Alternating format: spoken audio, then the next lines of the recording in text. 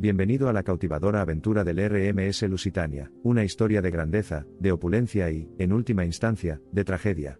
Nuestro viaje comienza con la génesis de este barco, con seductores matices de sus gloriosos comienzos. El RMS Lusitania fue un transatlántico británico diseñado por Leonard Pesquet, y construido en el astillero John Brown y Company en Clydebank, Escocia, para la ilustre empresa naviera Cunard Line.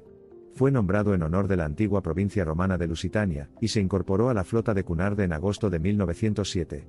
Fue en su momento, el buque de pasajeros más grande del mundo junto a su gemelo, el RMS Mauretania, hasta que la compañía rival White Star Line botó el RMS Olympic en 1910, y el RMS Titanic en 1911. El Lusitania y su gemelo, el Mauretania, proporcionaron un servicio regular entre las Islas Británicas y Norteamérica hasta el estallido de la Primera Guerra Mundial. Además de ser los más rápidos, ambos buques contaban con unas instalaciones novedosas para su época, disponiendo un 50% más de espacio para cada pasajero, en contraste con sus rivales europeos, lo que les permitió ofrecer un lujo sin precedentes. El Lusitania contaba con un alojamiento para 552 pasajeros en primera clase, 460 en segunda y 1186 en tercera. Su tripulación estaba formada por 69 personas en cubierta, 369 trabajadores en las salas de máquinas, y 389 empleados para atender a los pasajeros.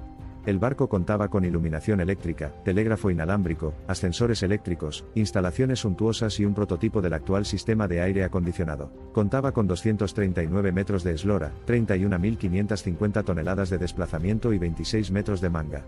Era capaz de transportar en total 2.198 pasajeros distribuidos en sus diferentes clases. El barco fue diseñado con líneas elegantes, dotado de 4 chimeneas, turbinas de vapor y 4 hélices. De acuerdo con la normativa de la época, poseía suficientes botes salvavidas, concretamente 16. Era además el más moderno de su tiempo, con 17,5 compartimientos estancos, detectores de incendios, control eléctrico de los botes salvavidas, y una potente central de TSH. Se diferenciaba del Mauretania por poseer 1.500 toneladas menos de desplazamiento, tener tumbonas de cubierta, respiraderos cilíndricos, en vez de los tradicionales, y un castillo de proa más corto, entre otros detalles. Como se ve a bordo de todos los transatlánticos de la época, los espacios que abarcaban las instalaciones de primera, segunda y tercera clase estaban estrictamente separadas. Las estancias de primera clase se encontraban en la sección central del transatlántico, distribuidas entre las 5 cubiertas superiores, la mayoría concentradas entre las chimeneas. De manera similar a lo presente a bordo de los principales barcos del momento, los interiores de primera clase del Lusitania estaban decorados con una mezcla de estilos históricos. El comedor era el más suntuoso de los salones públicos que se encontraban en el barco. Estaba construido sobre 2 cubiertas con un pozo circular abierto en su centro, y coronado por una elaborada cúpula de 8,8 metros, decorada con frescos al estilo de François Boucher, que fue elegantemente realizado al estilo Luis XVI. La planta inferior, que medía 26 metros, tenía capacidad para acomodar a 323 comensales, con otros 147 que podía acomodar en la planta superior, que medía 20 metros. Las paredes estaban decoradas con paneles de caoba tallada en color blanco y dorado, con numerosas columnas corintias, requeridas para sostener la planta superior. El resto de estancias públicas de primera clase se encontraban en la cubierta de botes y constaban de un salón general, una biblioteca, una sala de lectura, una sala de fumadores y una cafetería veranda con terraza. Esta última fue una innovación nunca antes vista a bordo de un barco de la Cunard y, en los días en los que las condiciones meteorológicas eran favorables, se podía abrir uno de los lados de la cafetería para dar la impresión a los pasajeros de encontrarse merendando al aire libre. Esta característica fue poco empleada debido a las inclemencias climáticas del Atlántico Norte. El salón general estaba decorado en estilo georgiano, con paneles de caoba con incrustaciones que rodeaban una alfombra de color verde jade con un patrón floral amarillo, que medía un total de 21 metros. El techo incluía un tragaluz abovedado que se elevaba 6,1 metros, adornado con vidrieras que representaban los meses del año. En cada extremo del salón, se encontraba instalada una chimenea de mármol verde de 4,3 metros de altura que incorporaba paneles esmaltados de Alexander Fisher. La biblioteca contaba con unas paredes decoradas con pilastras talladas, y molduras que marcaban los paneles de brocado de seda gris y crema. La habitación estaba decorada con una alfombra rosada, cortinas y tapicería de seda al estilo Rose du Barry. Las sillas y los escritorios eran de caoba y las ventanas presentaban vidrio grabado. La sala de fumadores estaba adornada en el estilo Reina Ana, con paneles de nogal y muebles de madera roja al estilo italiano. La escalinata de primera clase, del mismo modo que la famosa escalera del Titanic, comunicaba las 6 cubiertas donde se localizaban los alojamientos de los pasajeros. En cada nivel, la escalera contaba con amplios pasillos y 2 ascensores. Los camarotes de primera clase podían constar desde una habitación compartida, hasta varias habitaciones privadas con baño decoradas en una selección diversa de estilos decorativos que comprendían las 2 majestuosas suites, cada una con 2 dormitorios, comedor, salón y baño, con una decoración inspirada en el pequeño Trianón de Versalles. Las instalaciones segunda clase se limitaban hacia la popa, detrás del mástil, donde se localizaban los camarotes con capacidad para alojar a un total de 460 pasajeros. Las salas públicas estaban situadas en secciones divididas de las cubiertas de botes y de paseo. El diseño de las estancias para esta clase fue asignado al arquitecto del astillero de Clydebank, Robert White. El comedor de segunda clase, aunque era más pequeño y sencillo, presentaba un diseño que reflejaba al del comedor de primera, con paredes revestidas con paneles y talladas con pilares de yeso blanco. Al igual que sucedía en primera clase, el comedor estaba situado en la cubierta del salón. Las salas de fumadores y de las damas ocuparon el espacio de alojamiento de la cubierta de paseo, con el salón general en la cubierta de botes. La Cunard Line nunca había proporcionado previamente un salón general para los pasajeros de segunda clase.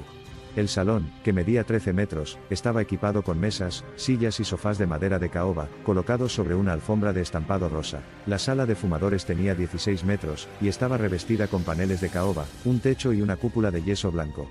Una de las paredes estaba decorada con un mosaico que representaba la escena de un río en Bretaña, mientras que las ventanas correderas del salón estaban tintadas en color azul.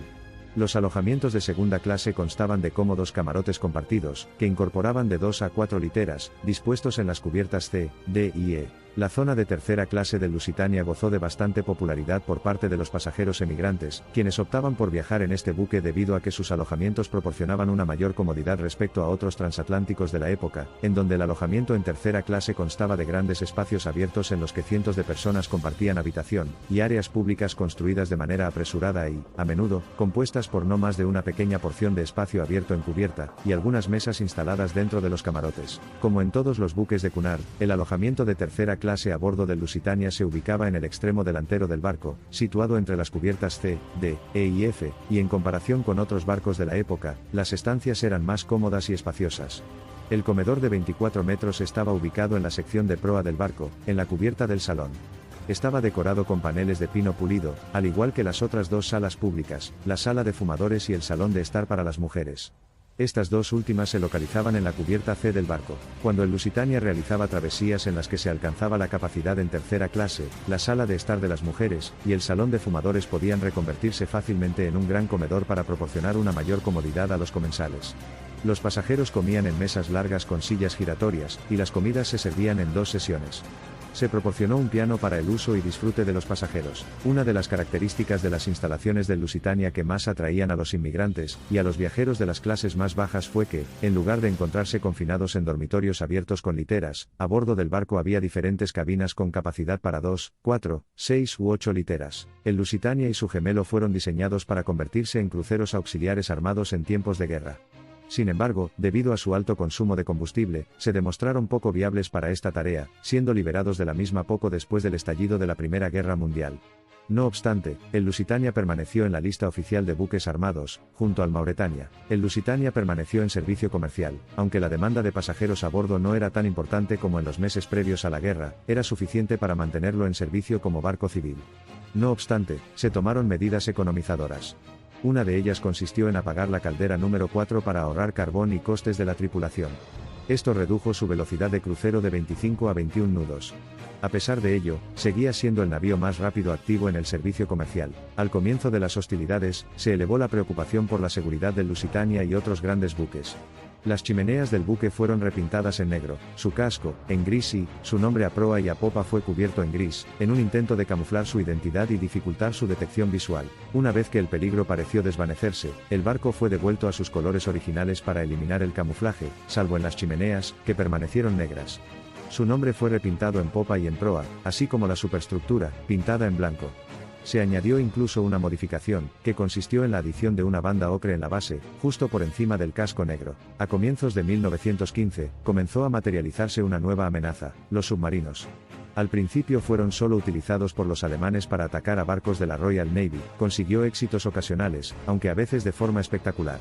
Luego, los U-Boats comenzaron en ocasiones a atacar navíos mercantes, aunque casi siempre de acuerdo a las antiguas reglas marinas. Desesperados por una ventaja sobre el Atlántico, Alemania fue un paso más allá en su campaña submarina. El 4 de febrero de 1915, los alemanes declararon la zona marítima alrededor de las islas británicas como zona de guerra. A partir del 18 de febrero, los buques aliados en dicha área podrían ser hundidos sin aviso. Esta postura no se trató de una guerra submarina indiscriminada en primer término, ya que se realizaron esfuerzos para evitar hundir barcos neutrales. La ruta del Lusitania pasaba por aguas hostiles. Esta circunstancia no era desconocida ni para la Cunard Line, ni para el almirantazgo británico, y aún menos para el capitán del navío William Thomas Turner. En 1915, el Lusitania había transportado ya alrededor de 250.000 pasajeros en 8 años de impecable servicio. El 1 de mayo, el Lusitania estaba anclado en el muelle 54 de Nueva York, y durante todo el día se había embarcado sobre todo provisiones y pasajeros. El lujoso navío estaba comandado por el veterano capitán William Thomas Turner, al que le faltaban pocos años para jubilarse. Se trataba de un marino muy experimentado en las rutas navieras. El 1 de mayo de 1915 a las 11:30, el Lusitania dejó el muelle número 54 del puerto de Nueva York, y se dirigió hacia el Atlántico Norte con 1959 pasajeros a bordo, entre ellos 136 pasajeros norteamericanos, 129 niños y 39 bebés. Algunos pasajeros tenían cierto renombre social, como el millonario Alfred G. Vanderbilt, Lothrop Whittington, el filósofo Elbert Hubbard y el minero William Broderick Clote. El 7 de mayo, después de un tranquilo viaje sin incidentes, el Lusitania se acercó a aguas irlandesas. Durante la noche y en la madrugada había tenido que navegar entre espesa niebla. En Queenstown, el vicealmirante Cooke, a cargo de las defensas y patrullas antisubmarinas y bajo la supervisión del almirantazgo, se percató del peligro que corría el Lusitania, pero se le prohibía tomar decisiones respecto a los transatlánticos y sus rutas. De todos modos resolvió poner en aviso al buque por su cuenta. De acuerdo con este aviso, a la 1 del mediodía Turner ordenó cambiar el rumbo para acercarse más a tierra. A las 2 se divisó el promontorio de Kinsale, la niebla se había disipado y la tarde se veía apacible. Al mismo tiempo, el submarino alemán U-20 divisaba al enorme barco en su periscopio por estribor. A las 2:10, Turner ordena un segundo cambio de rumbo para entrar al canal de San Jorge, esto lo aleja de la costa. 2 minutos más tarde el U-20 disparó a 700 metros del barco el único torpedo que le quedaba. El Lusitania recibió al torpedo detrás del ala del puente, una columna de agua se elevó al costado, y enseguida le siguió otra tremenda explosión que hace desencajar la cubierta de paseo por unos instantes, y hace volar el fondo de la proa. Turner ordena al timonel enfilar a tierra, pero es tan rápida la inundación que el timón, y las hélices aún girando pierden efectividad al salir del agua, y se alcanza una escora de 25 grados. Los operadores del telégrafo inalámbrico, Robert Leith y Donald McCormack, enviaron un SOS, que fue recibido en Queenstown. A pesar de estar a unas millas de la costa irlandesa, la ayuda de las flotas de pesca, y las pequeñas embarcaciones que acudieron al rescate del Lusitania no fue rápida. La mayoría tardaría unas 2 horas en llegar a la posición del transatlántico. El caos se apoderó del barco, la escora de más de 25 grados era tan pronunciada que casi no se alcanzaban los botes, ni mantenerse de pie en cubierta, a solo 10 kilómetros de la orilla. A pesar de sus 17,5 compartimentos estancos, la inundación fue tan violenta por la inercia del barco que no se inundó de forma lineal, y el barco corrió el riesgo de volcar. La escora se hizo cada vez más y más pronunciada y muchos botes quedaron inaccesibles. La planta eléctrica del barco pronto falló, y los pasajeros de primera clase que estaban dentro de los ascensores quedaron atrapados entre las cubiertas A y B, hundiéndose más tarde con el barco. Muchos se lanzaron al agua desesperados, algunos botes que lograron llenarse se bajaron de forma incorrecta, y vaciaron su carga humana al mar o se precipitaron sobre otros botes cargados, o se hundieron al entrar al agua de proa o popa. En los últimos instantes, el Lusitania se enderezó y algunos botes alcanzaron a ser lanzados al agua, pero ya volcados. Luego, la proa impactó contra el fondo granítico del mar, y el buque se levantó a un ángulo de 45 grados. Cuando la segunda chimenea del barco se sumergió bajo las olas, generó un remolino que succionó a varios pasajeros, para luego ser expulsados de nuevo por la explosión fortuita de las calderas de popa, saliendo ilesos aunque cubiertos de hollín. La explosión en cadena de las calderas hizo volar la tercera chimenea, lo que generó una gran nube negra que cubrió el barco. El Lusitania se detuvo y empezó a sumergirse.